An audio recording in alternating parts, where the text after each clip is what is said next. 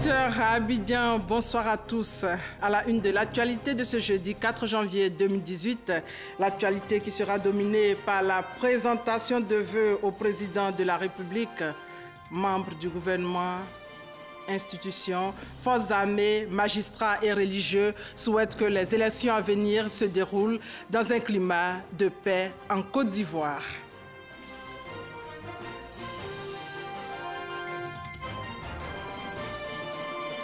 Ce jeudi 4 janvier également, la reprise des cours après 2 semaines de congé. Une reprise timide ce matin après les fêtes de fin d'année. Seulement quelques enseignants et élèves étaient à leur poste. On parlera aussi des inventeurs. Ils sont environ 250 en Côte d'Ivoire en quête de financement. Comment les valoriser? Dans ce 20h, le cas de Simplice et de Idrissa qui ont inventé une broyeuse et une prise. Et vous allez le voir tout à l'heure. On s'intéressera aussi à ce vent sec et froid à l'origine de la grippe, la bronchite et de l'asthme. C'est là matin la situation dans la région du Ourodougou dans cette édition. Bienvenue dans ce 20h et bonne année à tous. Direction le palais présidentiel pour vivre ou revivre les temps forts de la cérémonie de présentation des vœux au chef de l'État. Premier groupe à présenter ses vœux, les plus hautes personnalités de l'État. Le compte-rendu de Viviane Aimé. Pour cette toute première présentation de vœux du Nouvel An au président de la République sous la Troisième République, c'est le vice-président qui a ouvert le cortège. Tour à tour, les plus hautes personnalités de l'État se sont succédées. Le président de la République a échangé une longue poignée de main avec chacun. Le président de l'Assemblée nationale, le Premier ministre, ministre du Budget et du portefeuille de l'État, chef du gouvernement, les présidents d'institutions, les membres du gouvernement. Une tradition qui se répète chaque année, mais sans rien perdre de sa solennité. Après les personnalités de l'État, le corps diplomatique accrédité en Côte d'Ivoire, les ambassadeurs sont revenus sur les grandes rencontres internationales. Le corps diplomatique a plaidé pour davantage d'actions en faveur de la réconciliation. Viviane Aimé. Rompu à cette règle protocolaire d'échange de vœux du Nouvel An avec le chef de l'État ivoirien, les chefs des missions diplomatiques accréditées en Côte d'Ivoire, les représentants des organisations internationales, les consuls honoraires étaient au rendez-vous. Et par la voix de leur porte-parole, le doyen du corps diplomatique, le nonce apostolique Monseigneur Joseph Spiteri, ils ont formulé des vœux pour le président de la République, pour son épouse, sa famille et son pays, la Côte d'Ivoire. J'ai l'insigne honneur de former nos vœux de bonne, heureuse et toujours meilleure année 2018 pour vous, pour la Première Dame, pour votre famille et pour toutes les personnalités ici présentes. Que le tout miséricordieux vous accompagne et vous garde en parfaite santé et dans l'esprit de paix pour accomplir avec sagesse et détermination vos projets. Poursuivant par quelques observations sur la situation politique et sociale en Côte d'Ivoire, le doyen du corps diplomatique a salué la gestion politique du pays. La réconciliation nationale a engendré, a-t-il dit, la paix sociale qui garantit le développement humain. Et toute la communauté internationale vous soutient, a-t-il dit en substance au président de la République, Alassane Ouattara. Nous voudrions vous encourager à continuer la mise en œuvre de votre vaste politique de réforme dans le domaine de la bonne gouvernance et de la sécurité, de l'éducation et de la paix sociale, fondée sur la réconciliation au fruit de dialogue politique qui garantissent au pays un développement humain intégral et réellement durable. Excellence, 2017 a fortement consolidé l'amitié de la Côte d'Ivoire avec ses partenaires internationaux, marquée par plusieurs rencontres fructueuses tenues ici.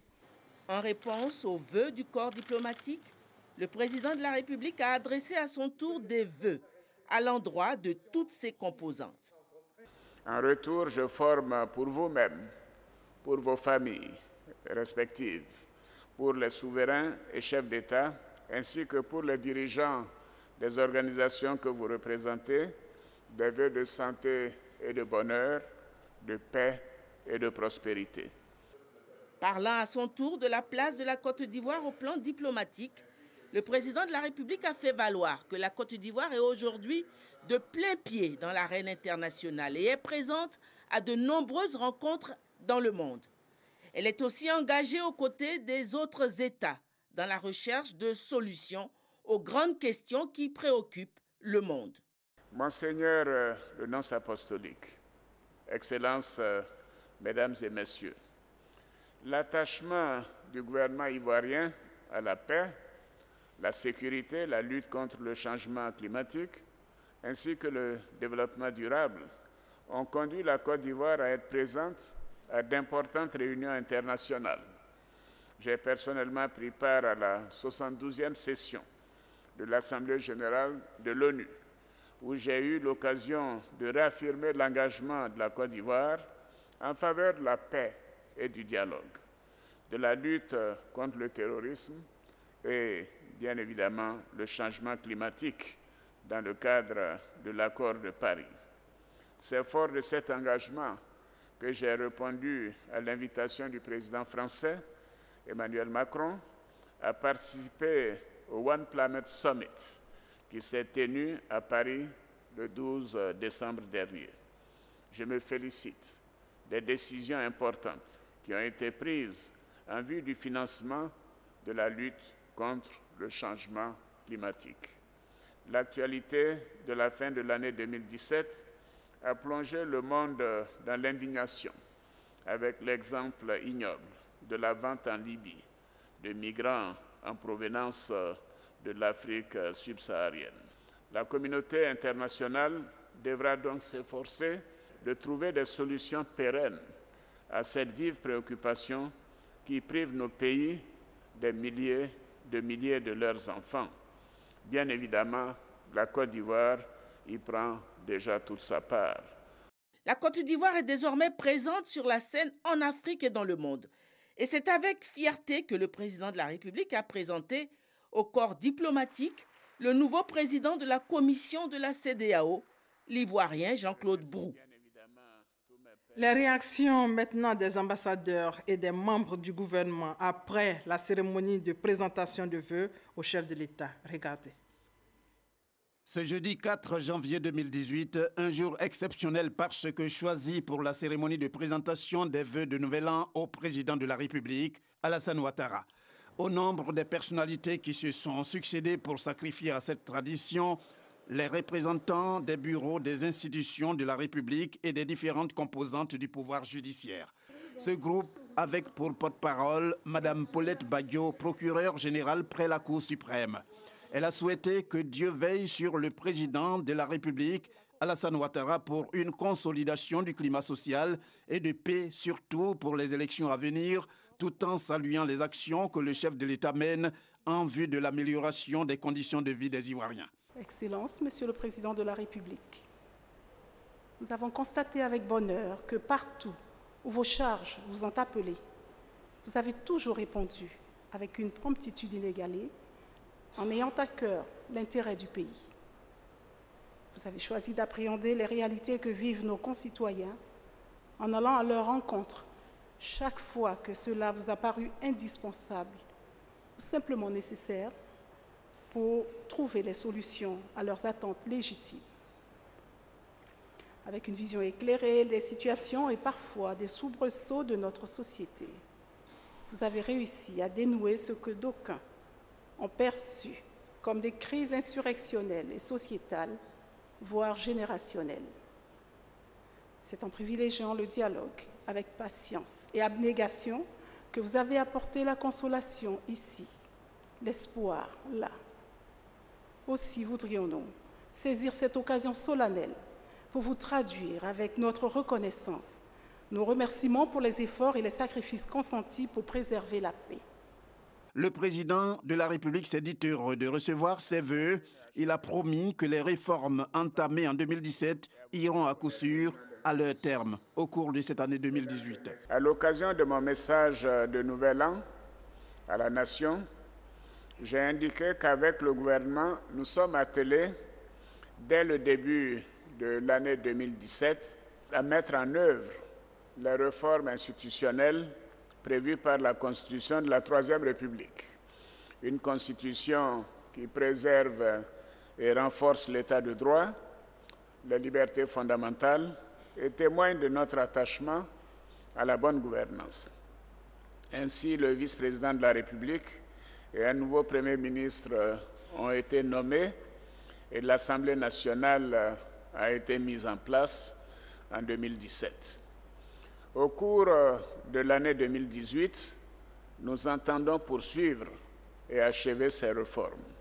J'attache du prix à la mise en place de l'ensemble des institutions de la République qui viendront renforcer la gouvernance démocratique de notre pays, préserver les droits et les libertés et garantir la paix et la stabilité. Et le président de la République d'ajouter qu'il sait compter sur ses représentants des institutions pour la bonne marche de la nation. Il les a félicités et encouragés à continuer à travailler pour permettre à la Côte d'Ivoire de toujours tenir bon face aux différents défis de développement. Et voilà, avec Jérôme Kofi Abolin, nous venons là plutôt de suivre la présentation des vœux des institutions et des magistrats au chef de l'État à la salle des pas perdus. Ils ont exprimé le vœu de voir les élections se dérouler dans un climat de paix. Nous reviendrons certainement sur les réactions des ambassadeurs et des membres du gouvernement dans cette édition. Mais avant, la présentation des vœux du corps préfectoral au chef de l'État. Il compose le 4e groupe à présenter ce jeudi des vœux au président de la République. Des vœux pour l'année 2018 à peine entamés. Ce sont les membres du corps préfectoral, les présidents des conseils régionaux, des maires ainsi que des responsables de partis et groupements politiques. Tous, ils se disent déterminés à toujours œuvrer pour la Côte d'Ivoire. Sous votre houlette, la Côte d'Ivoire se dirige vers l'émergence. Pour notre part, nous nous tenons toujours prêts, comme par le passé, pour exécuter les politiques gouvernementales et pour gérer toutes les situations auxquelles le pays peut faire face. En tant que vos représentants dans toutes les circonscriptions administratives et dans les entités décentralisées, nous accomplirons nos missions régaliennes avec la plus grande loyauté. En réagissant, le président de la République a évoqué les prochaines échéances électorales. À ce titre, il a exhorté ses hôtes à contribuer conformément à leur mission au succès de ces scrutins à venir. En votre qualité de représentant du chef de l'État sur le terrain et dans toutes les circonscriptions administratives, je vous exhorte à maintenir une proximité avec vos administrés afin d'anticiper les crises et d'apporter des réponses adéquates à leurs préoccupations. Notre pays organisera cette année les élections municipales, régionales et sénatoriales. Ces élections permettront de consolider notre maturité démocratique. Je vous demande d'œuvrer au bon déroulement de ces scrutins afin de faire de notre pays un modèle de démocratie dans la sous-région. Le chef de l'État a aussi souhaité à son tour des vœux de bonheur et de réussite à l'endroit de toutes ces personnalités et de leurs familles respectives. Le corps préfectoral, les ambassadeurs, les partis politiques, les collectivités décentralisées et les membres du gouvernement, chacun compte jouer sa partition pour une année de paix. Nous les écoutons. Le soutien de la paix et la stabilité de la Côte d'Ivoire et l'enforcement de la décentralisation de la Côte d'Ivoire. On a fait notre coopération dans la construction de l'échangeur d'amitié ivoiro-japonaise au carrefour de Solibula. Et pour soutenir les efforts du gouvernement ivoirien, on a l'intention de renforcer notre coopération. L'année 2017 a été une année de défis, mais surtout de succès pour la Côte d'Ivoire. Donc, en un seul mot, nous souhaitons plein succès et la réussite pour ce bon peuple et ce beau pays. Que chacun ait la santé, que chacun ait la paix et que le train de l'émergence avec le président Ouattara embarque chaque Ivoirien pour qu'il soit heureux. Bonne et fructueuse année économique pour les braves femmes entrepreneurs de Côte d'Ivoire. Je souhaite pour mon pays la paix, la prospérité et succès dans tous les projets que le président de la République, son Excellence Alassane Ouattara, a entamés. Je voudrais présenter les vœux de santé au président de la République, de bonheur vrai au président de la République, de cohésion sociale pour que vraiment Dieu l'assiste à ce que tous les Ivoiriens, de gauche, de droite, du centre, se retrouvent autour de lui pour bâtir ce beau pays. Cette année 2018, mon vœu le plus cher est que les cours du cacao connaissent une embellie, aussi bien pour le pays que la Côte d'Ivoire représente avec sa capacité de 2 millions de tonnes, mais également pour les millions de producteurs à travers ce pays et à travers le monde. Que 2018 nous apporte la paix et la prospérité, la joie totale. À l'image du président de la République. Le président vient ce matin de nous adresser les vœux en reconnaissant tous ceux qui ont intervenu ce matin, ont reconnu les efforts fournis par le président de la République. Nous, les pouvoirs décentralisés, nous sommes prêts à l'accompagner. Nous sommes prêts à l'accompagner.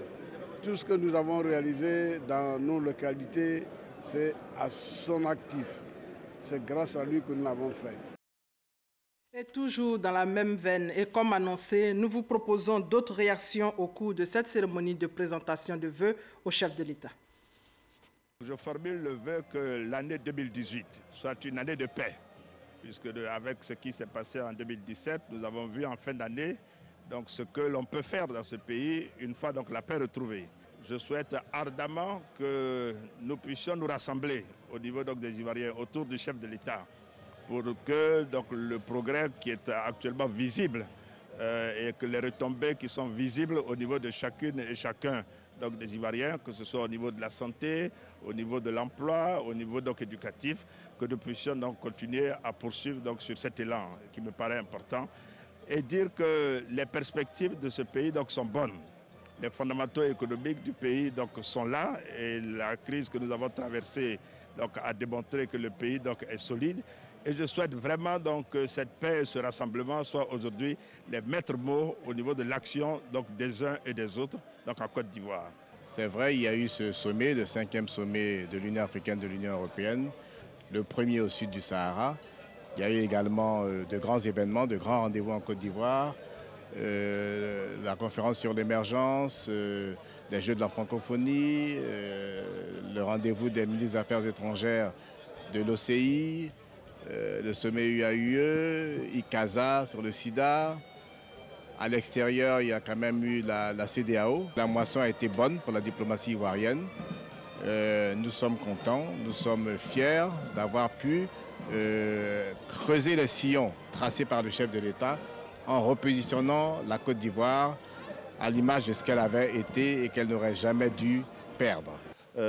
Globalement, le monde de la presse s'est bien comporté. Nous n'avons pas eu de gros soucis. Notre souhait est qu'il n'y ait absolument aucune condamnation et qu'il n'y ait aucune critique négative faite sur le monde de la presse. Nous en sommes capables, avec des journalistes qui sont professionnels, des journalistes qui sont responsables, qui font leur travail. A priori, il ne devrait pas y avoir de sanctions. L'année 2017, beaucoup d'ouvrages ont été réalisés, mais le chef de l'État nous a donné des instructions pour que cela soit amplifié en 2018. Et nous pensons qu'en 2018, les Ivoiriens verront qu'il va y avoir beaucoup de changements donc, en matière des infrastructures. Les relations entre la Côte d'Ivoire et le Burkina Faso sont stables, excellentes. Je souhaite que cette année, ça se renforce. Nous avons vu le TAC à Yamoussoukro en G 2018. Ça va être l'occasion de renforcer les relations dans les différents départements. Alors l'année 2018, ce sera probablement et certainement la continuité de l'année 2017 et des années précédentes, avec une accélération des investissements, des réalisations, des investissements qui sont déjà en cours sur le plan économique et bien sûr social. Nous œuvrons ensemble pour l'émergence de la Côte d'Ivoire en 2020, Inch'Allah. Pour la Côte d'Ivoire, vous savez, 2017, c'était une année avec ses difficultés, mais quand vous regardez du côté diplomatique, la Côte d'Ivoire a eu beaucoup de succès. Et cette année, elle va devenir membre du Conseil de sécurité des Nations Unies. Donc, je présente tous mes vœux de succès dans cette tâche-là. Et je ne doute pas qu'ils vont réussir tout ce qu'ils vont entreprendre. Voilà, c'était là les vœux des membres du gouvernement et des ambassadeurs. Place maintenant aux forces de défense et de sécurité qui ont présenté les excuses de l'armée pour le comportement des soldats en 2017, contraire à l'éthique militaire. Pour 2018, ces forces comptent jouer pleinement leur partition pour la quiétude et la sécurité des populations. La suite avec Mahama Traoré. Les forces de défense et de sécurité ont répondu présentes lors des grandes rencontres internationales tenues en Côte d'Ivoire en 2017, démontrant ainsi leur capacité à relever les grands défis. Mais 2017 reste également marqué par des mutineries qui ont terni l'image de l'ensemble des forces armées. Une page sombre que la chaîne des grands commandements regrette et souhaite désormais tourner. Engagement pris par le chef d'état-major général des forces armées de Côte d'Ivoire à la faveur du traditionnel échange de vœux avec le président de la République, Alassane Ouattara. Excellence, en bon père, vous avez pardonné. Et je voudrais donc non seulement vous faire part du profond regret et de la grande amertume des forces de défense et de sécurité pour ces actes incompréhensibles, mais surtout présenter solennellement à vous personnellement et à la nation tout entière nos sincères excuses. Aussi voudrais-je, au nom de tous, prendre l'engagement de servir désormais notre pays avec loyauté, droiture et dignité. Rassuré de cet engagement, le chef suprême des armées a indiqué au grand commandement les consignes à appliquer pour une remise à niveau des forces de défense et de sécurité. Pour l'année 2018 et les années à venir, nous devons œuvrer à assurer la quiétude des populations vivant en Côte d'Ivoire et à promouvoir leur bien-être. À cet égard, je demande que l'accent soit mis sur les points suivants.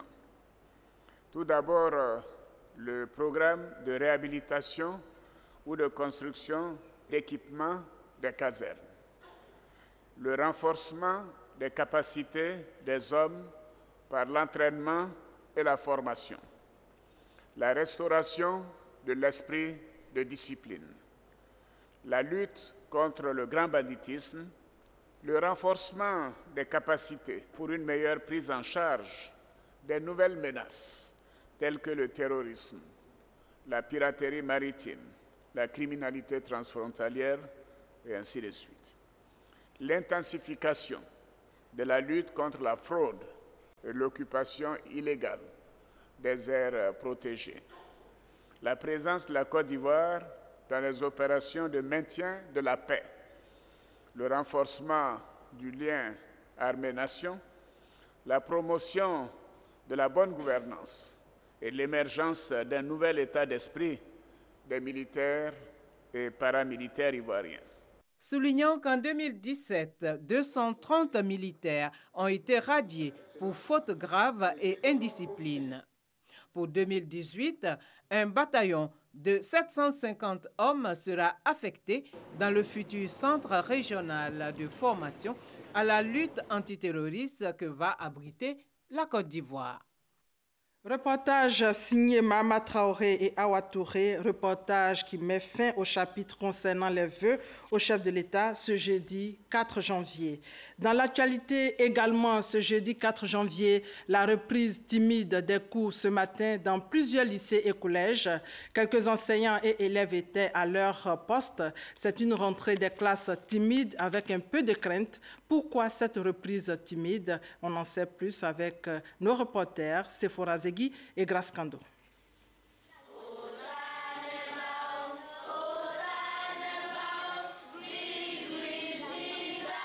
Dans ce collège de la commune du Plateau, la rentrée est certes effective, mais timide. Au lycée moderne Djedji Amondi Pierre d'Agamé, par contre, les élèves sont en classe. Après 2 semaines de congé, ils ont regagné les salles de classe tout heureux. Je suis très contente de reprendre les cours parce que les 1 semaine qui sont passées, avec la fête, on n'a pas pu bien réviser et c'est vraiment important de reprendre les cours. Le personnel administratif et les enseignants sont à leur poste. Les élèves sont présents et puis vous savez que les enfants restent toujours des enfants. Donc généralement, ça a été toujours comme ça avant d'aller en congé, ils anticipent. Mais quand il s'agit de la reprise, ils savent que c'est la reprise, donc ils sont présents. Ce matin, tout le monde est là, tous les professeurs sont là et tous les élèves sont là. Personne ne manque à l'appel et nous pensons que les cours ont repris correctement. À notre passage dans ces lycées et collèges, la majorité des élèves étaient dans la cour de l'école au lieu d'être en classe. Selon eux, leurs représentants avaient souhaité que la rentrée soit fixée au 8 janvier 2018. Autre sujet ce soir, Simplice et Idrissa sont des inventeurs ivoiriens. Ils ont inventé une broyeuse et une prise, mais comme les autres inventeurs, environ 250 sont en quête de financement, nous dit Patricia Oumouetia. Derrière cette multiprise, la Tempoprise 225, un inventeur, Idrissa Koné, technicien dans une entreprise de la place. Son invention, un temporisateur, parasurtenseur est bien utile. En cas de coupure et de remise sous tension, pour éviter les dégâts dus aux surtensions, la tempoprise bloque le courant pendant quelques minutes avant de reprendre l'alimentation de votre électroménager. Dagri Simplice, markettiste, concepteur, graphiste, a quant à lui inventé la broyeuse articulée, un outil bien pratique pour l'agro-industrie. Compacte, mobile, elle broie tous les produits agricoles et non agricoles. Point commun de ces deux inventeurs, au-delà de leur nationalité ivoirienne, ils sont tous les deux lauréats de plusieurs prix nationaux et internationaux. Ce produit, vu qu'il va traverser notre frontière, aller ailleurs, je veux que même un analphabète qui va dans une boutique, qui dit je veux la prise des Ivoiriens, on sait que nous en Côte d'Ivoire, là, Ivoire, c'est défense d'Ivoire, éléphant. Donc, ils vont dire, la prise des Ivoiriens, ils vont sortir pour vous donner dans toutes les variantes qu'on va produire après. Il y a plein de choses qu'on peut intégrer dedans.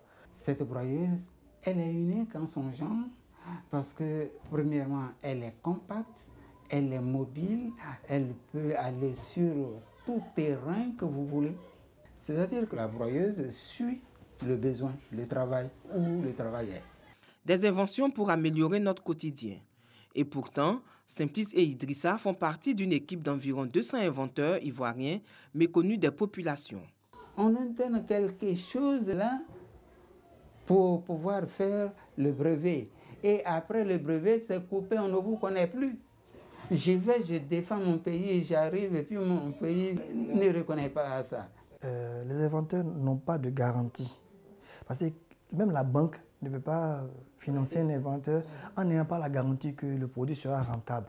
Bon, les inventeurs, souvent, ils n'ont pas les moyens d'aller se faire payer les frais d'un cabinet d'expertise comptable pour étudier leurs produits. Simplice et Idrissa ont financé leur projet sur fonds propres et sont aujourd'hui à l'étape d'industrialisation. Les partenaires, en fait, ils n'ont pas peut-être l'information. Je dis, il y a des gens en Côte d'Ivoire qui ont les moyens, ils n'ont pas l'information que s'ils investissent peut-être 20 ou 40 millions dans ça, ils vont avoir beaucoup. Parce que le marché est vaste, la demande existe. L'industrialisation coûte cher, très cher.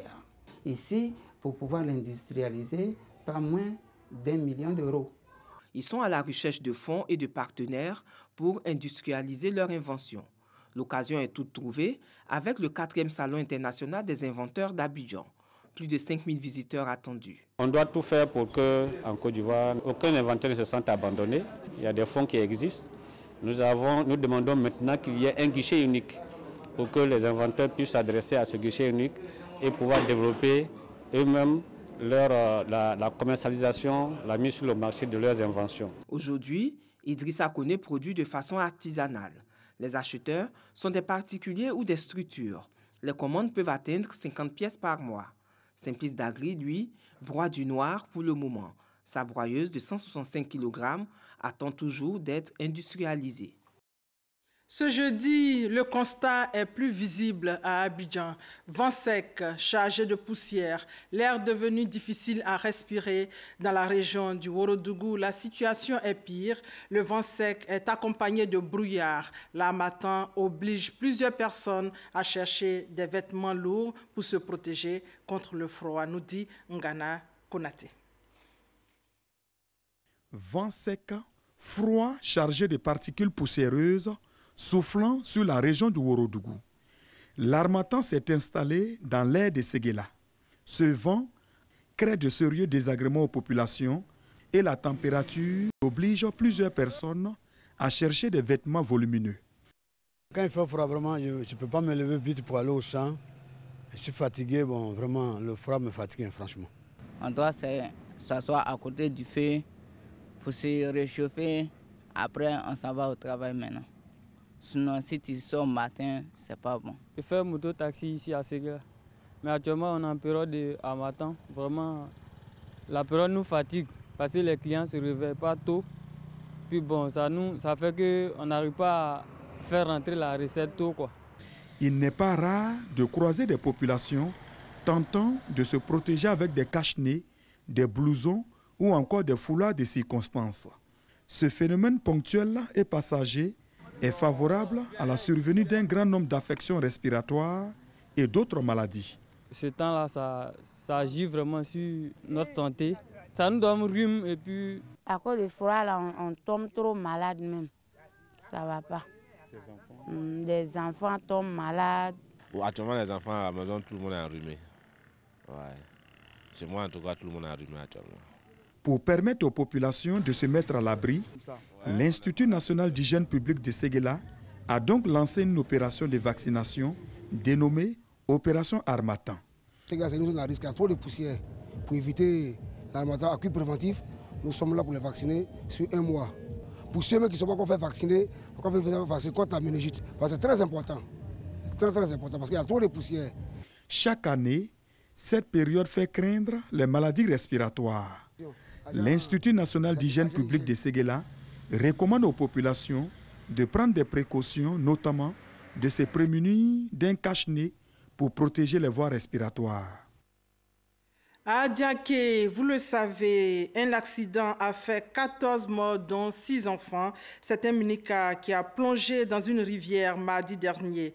Le ministère des Transports s'est rendu sur les lieux pour exhorter les usagers à l'entretien de leurs véhicules.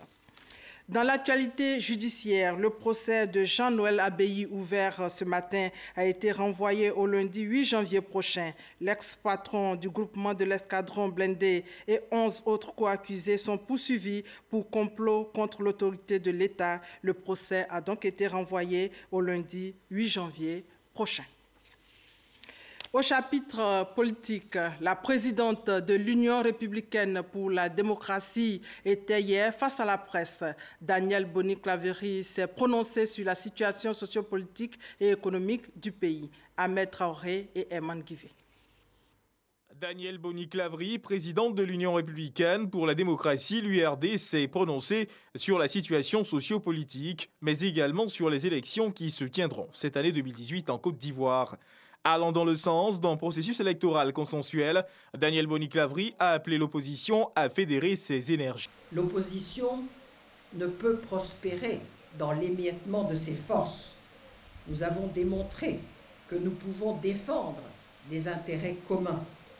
Alors, je lance un appel à l'opposition pour que nous transcendons nos égos et nos dogmatismes et que nous puissions ensemble réfléchir à une démarche unitaire autour d'un programme minimal commun.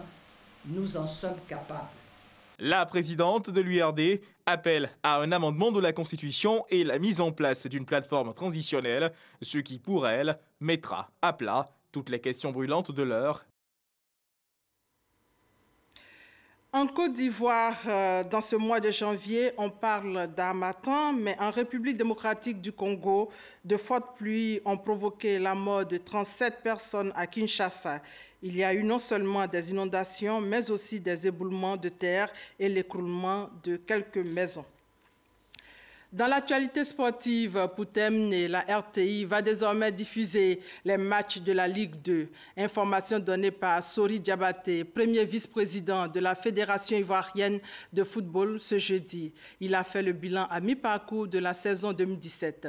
Outre la volonté de 42 clubs et groupements sportifs de révoquer le président de la FIF et son comité, Sori Diabaté a mis l'accent sur le partenariat entre la FIF et la RTI. En plus des matchs de la Ligue 1, la Ligue 2 fait son entrée avec la diffusion de 2 matchs par semaine à partir de cette saison sur 2 ans. Bonne nouvelle donc pour les clubs de la Ligue 2 qui verront leur subvention passer de 20 à 25 millions de francs CFA dès la saison prochaine avec donc le partenariat FIF-RTI.